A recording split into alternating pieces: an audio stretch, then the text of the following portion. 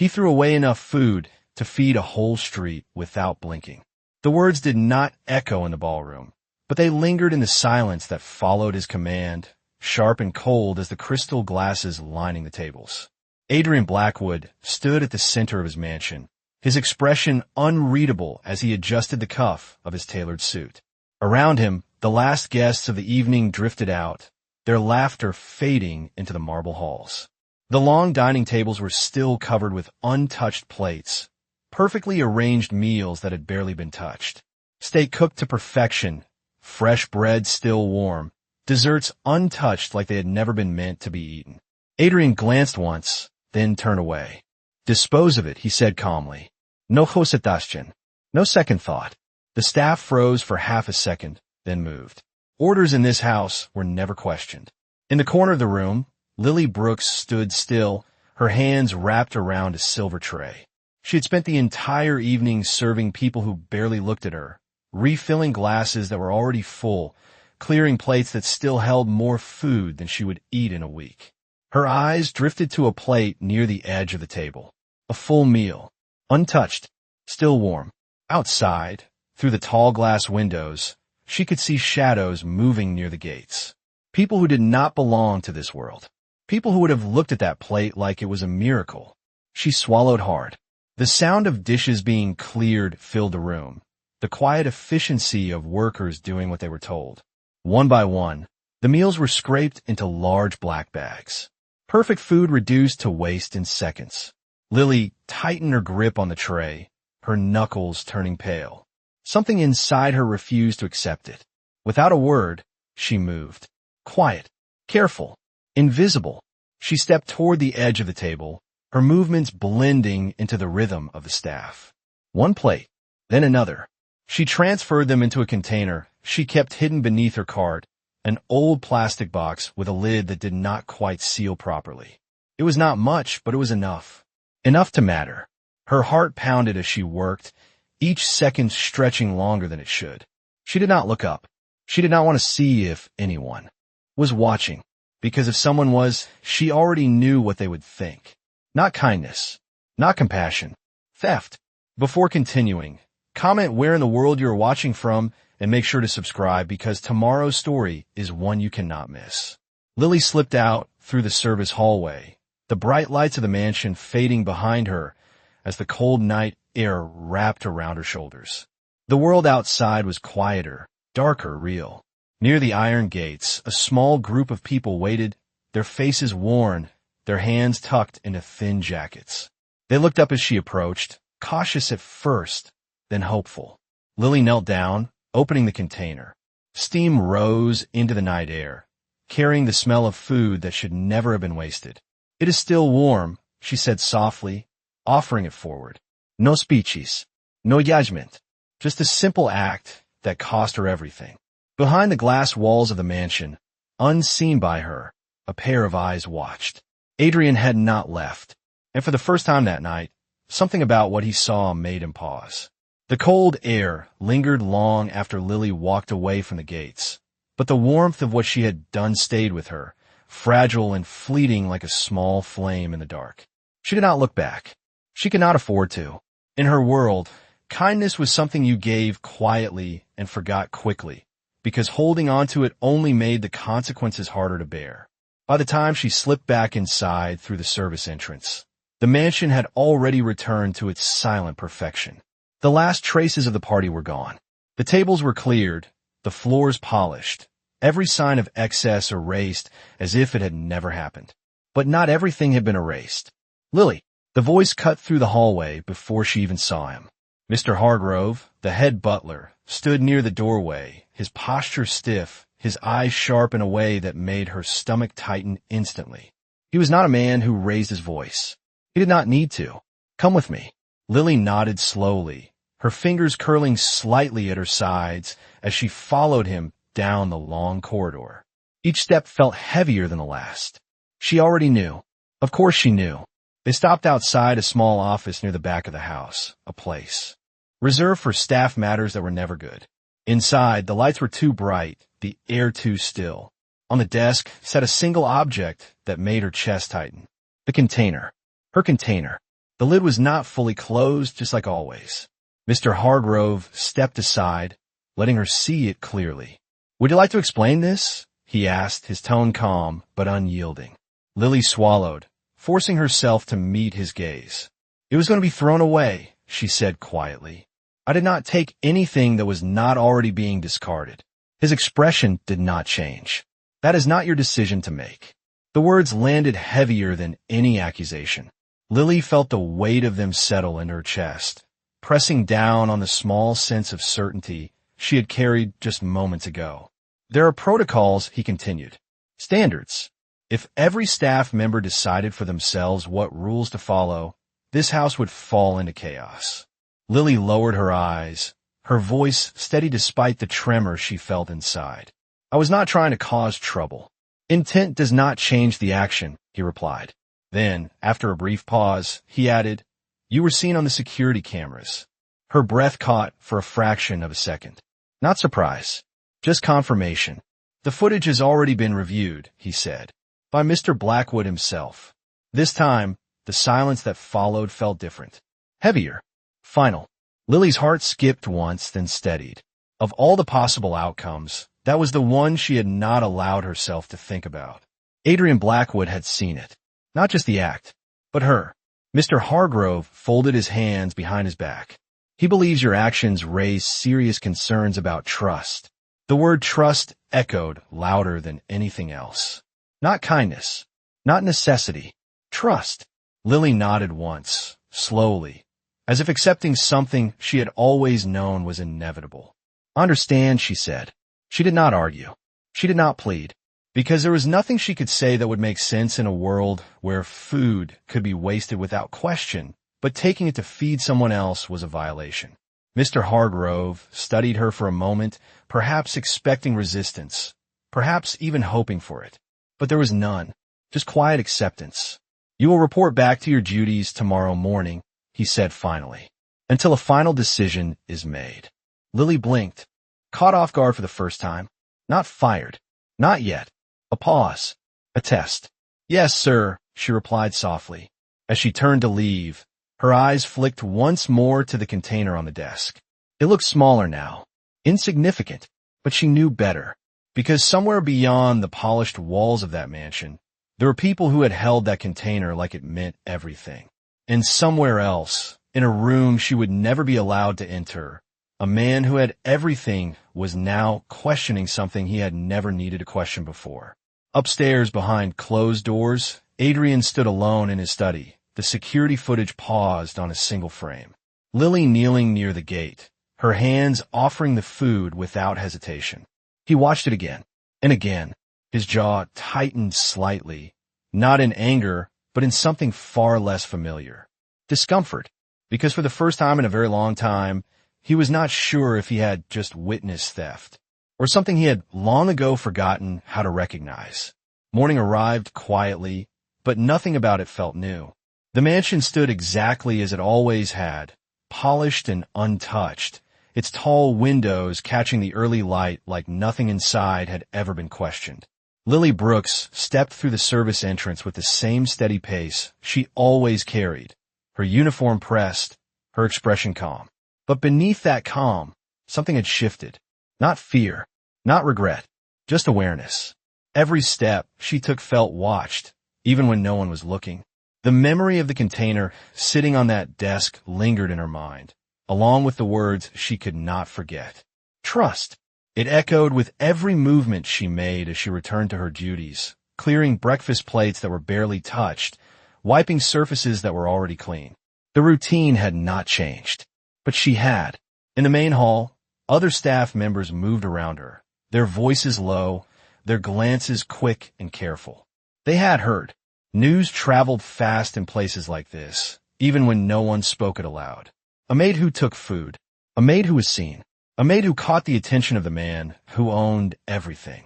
Lily kept her head down, focusing on her work, refusing to let their curiosity turn into something more. Because attention in this house was never a good thing. Across the mansion behind, a closed office door, Adrian Blackwood stood by the wide glass windows of his study, the city stretching out beyond him. His reflection stared back from the glass, sharp and composed, exactly as it had always been. But his mind was somewhere else entirely. The footage played again on the screen behind him, the quiet scene repeating with unsettling clarity. Lily kneeling near the gate. The way she offered the food without hesitation. No performance. No audience. Just action. Adrian exhaled slowly, turning away from the window. "Bring me the reports," he said. His assistant, Claire Donovan, stepped forward immediately, placing a folder on the desk. "Food waste from last night's event," she said, her voice precise. Adrian opened it without a word. Numbers filled the pages. Costs, quantities, totals. Everything accounted for. Everything measured. Everything controlled. Except for one thing. He flipped through the pages, his brow tightening slightly. "This is standard?" he asked. Claire nodded. "Yes. For events of that scale, and used food is disposed of for liability reasons. It is company policy." Policy. Another word that sounded correct. Clean. Untouchable. Adrian closed the folder slowly. "And redistribution?" he asked. Claire hesitated for a fraction of a second. "It is not practiced," she said carefully. "There are risks involved. Legal exposure. Public perception." Adrian said nothing. His gaze shifted back to the paused frame on the screen. Lily's hands extended forward. The container opened. The people outside reaching for something they clearly needed. "Public perception," he repeated quietly. The words felt different now, not as solid as they once had. Claire studied him carefully, sensing the shift, but not understanding it. "Is there an issue?" she asked. Adrian did not answer right away. Instead, he reached for the remote and turned off the screen. The image disappeared instantly, but the impression it left behind did not. "Have someone review her employment file," he said finally. Claire blinked, slightly surprised. "The maid." Adrian met her gaze, his expression unreadable. "Yes." "For disciplinary action?" she asked. A pause, just long enough to matter. "No," Adrian said. "For context." Downstairs, Lily carried a tray through the hallway, her movements precise, controlled, practiced.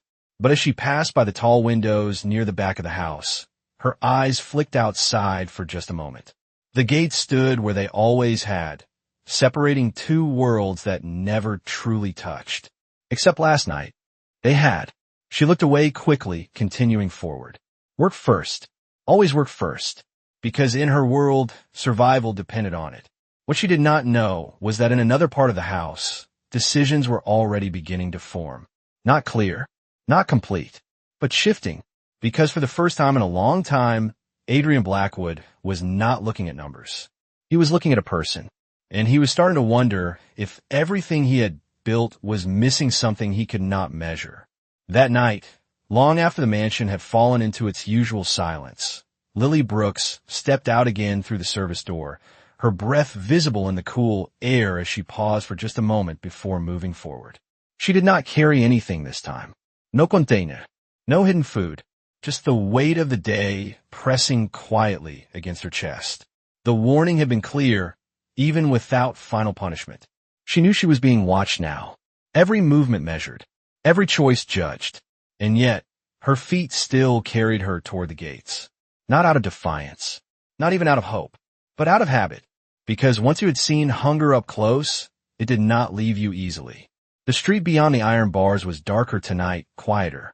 Only a few figures lingered in the shadows, their silhouettes blending into the cold pavement. Lily slowed her steps, her hands slipping into the pockets of her thin coat as she approached. An older man sat near the curb, his shoulders hunched, his gaze lowered as if he had already accepted that tonight would bring nothing. She recognized him. He had been there the night before. The one who had taken the container with both hands, like it mattered. Lily hesitated, then reached into her pocket. There was not much, just a few bills, folded carefully, the remains of her last tips. She crouched down beside him, offering it without a word. The man looked up, surprised, his eyes searching her face as if trying to understand why. "You do not have to do that," he said quietly. Lily gave a small shake of her head. "I know," she replied softly, "but I want to."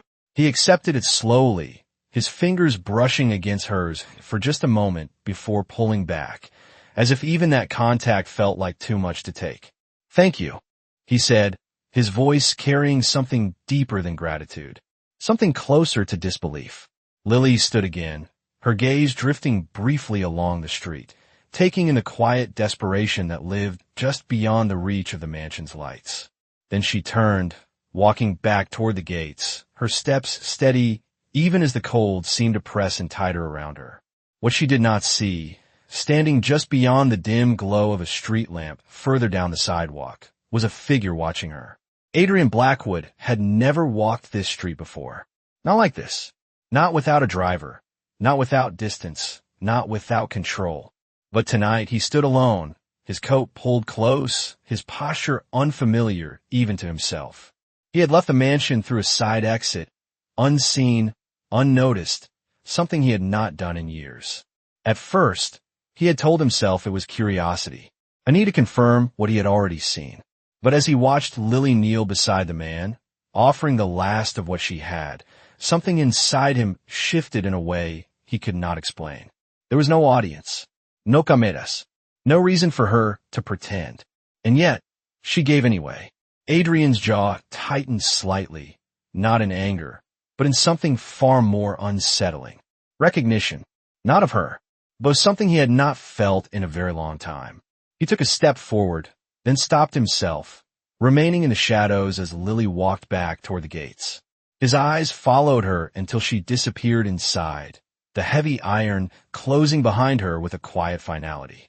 The street fell still again. The older man looked down at the money in his hands, shaking his head slightly as if trying to make sense of it. Adrian watched him for a moment longer, then slowly stepped closer. "How often does she do that?" he asked, his voice lower now, stripped of the authority it usually carried. The man glanced up, studying him carefully before answering. "Enough," he said simply. "Enough that we notice when she does not." Adrian stood there, the words settling deeper than he expected. Enough. Not once. Not for show. But again and again. He looked back toward the gates, his expression unreadable in the dim light. For the first time, the distance between his world and theirs did not feel like a structure he controlled. It felt like a divide he no longer understood. And somewhere in that quiet space between what he believed and what he had just witnessed, a decision began to form. Not fully shaped, not yet spoken, but inevitable. Because if what he had built required someone like Lily Brooks to be wrong, then maybe, for the first time, he needed to consider the possibility that he was the one who had been wrong all along. The next evening arrived with a quiet tension that Lily could feel even before she stepped outside. The kind that settled into her bones without warning, as if something unseen had shifted while she was not looking. Inside the mansion, everything continued as it always did. Orders were given, plates were served, and silence followed every command. But for Lily, the rhythm felt different now. Each glance from another staff member lingered a second too long. Each whisper faded just a little too quickly when she passed by. She did not ask questions. She did not need to. She understood what it meant to be watched, and more importantly, what it meant to be judged. Still, when her shift ended, her feet carried her once again toward the service door. Not because she expected anything to change, but because some habits were stronger than fear. Outside, the air was colder than the night before, the wind sharper as it moved through the empty street. The same small group lingered near the gates, though fewer than before, as if even hope had limits. Lily paused for a moment, her hands empty, her pockets lighter than they had been the night before. She had nothing left to give tonight. That realization settled quietly over her, heavier than she expected. For a brief second, she considered turning back, going inside, pretending she had never come. But then she saw him, a man standing slightly apart from the others, his posture unfamiliar, his presence not quite blending into the worn edges of the street. His coat looked older, worn in a way that seemed intentional rather than inevitable. And yet there was something about the way he stood, straight but uncertain, that did not match the rest.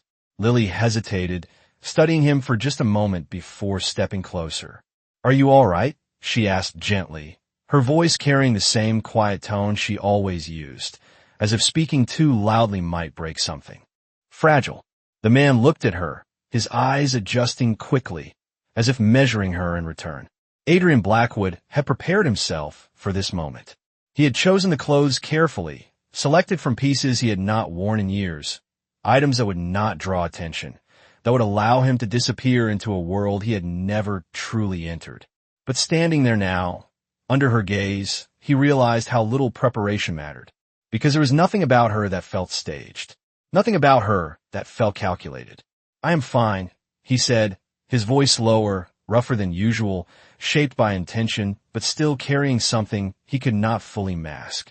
Lily tilted her head slightly, unconvinced. "You do not look fine," she said simply.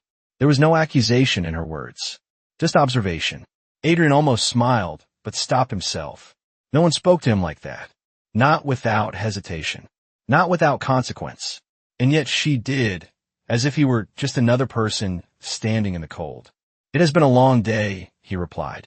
It was not entirely a lie. Lily nodded slowly, accepting the answer without pressing further.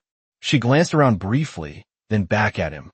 "I do not have food tonight," she admitted, her voice softer now. "But there is a shelter 2 blocks down. They usually have something warm." Adrian watched her carefully, noting the way she said it.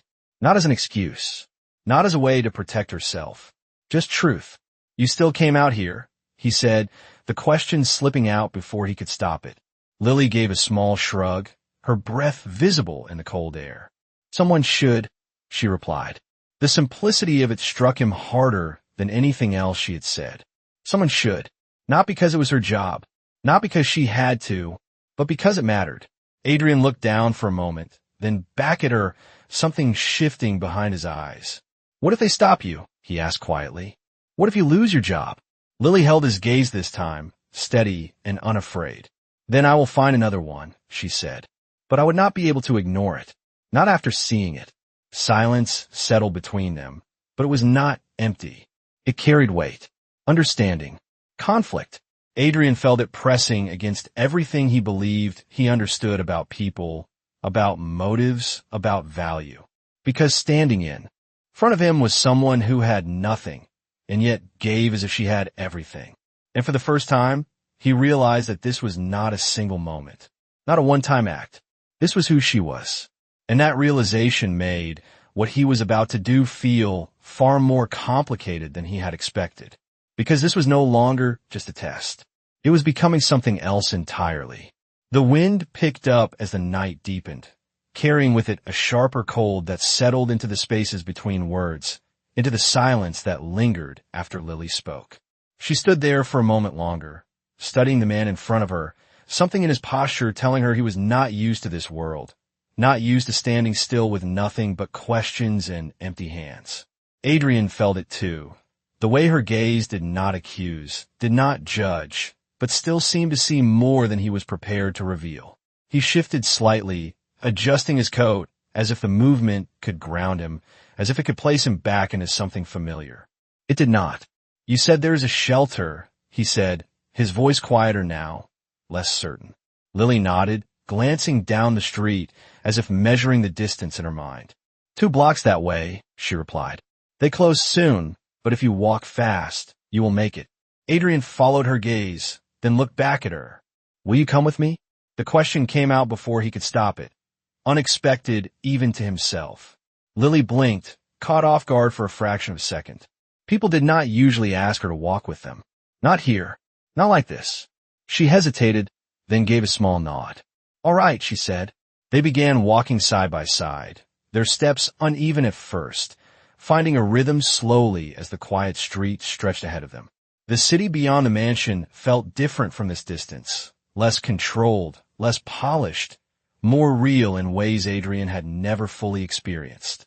The sound of their footsteps echoed softly against the pavement, filling the space where conversation had not yet settled. "Do you do this every night?" Adrian asked after a moment, his tone careful, as if he did not want to break something fragile between them. Lily shook her head slightly. "Not every.